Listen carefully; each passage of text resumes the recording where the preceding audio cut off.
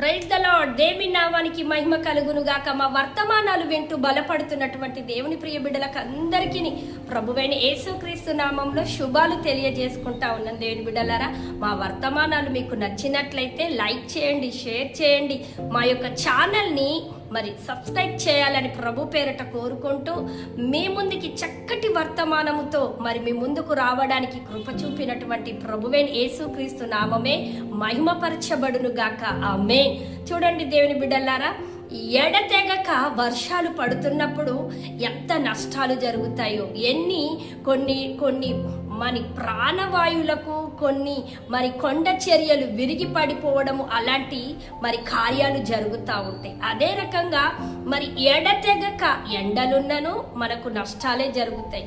ఎడతెగక చేసేటువంటి వర్షాకాలము, వర్షాలు, ఎండలు పడినప్పుడు ఏ రకంగా ప్రకృతి మీద నష్టాన్ని తీసుకొస్తుందో నాకు దేవుడు మాట్లాడినటువంటి మాట అపోస్తుల కార్యము 1వ అధ్యాయము 14వ వచనం మనం చూసినట్లయితే, మేడగది సహవాసములో 120 మంది కూడుకొని ఏక హృదయముతో, ఏక మనసుతో, ఏక ఆత్మతో 10 days వాళ్ళు ఎడతెగక ప్రార్థన చేశారట. ఆమేన్. ఆ ఎడతెగక చేసిన ప్రార్థన వల్ల పరిశుద్ధాత్మ వారి మీదికి దిగింది. దేవుని బిడ్డలారా, నీ ఇంటిలో సమస్యలు ఉన్నాయా? నీ ఒంటికి అనారోగ్యం ఉందా? గర్భఫలము లేక బాధపడుతున్నావా?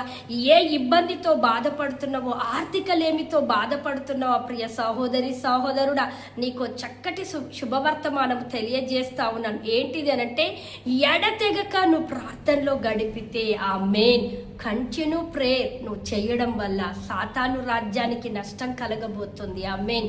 పరలోక రాజ్యము నుండి నీకు ఆశీర్వాదాలు కుమ్మరించబడబోతున్నాయి. ఇంకెందుకు ఆలస్యం?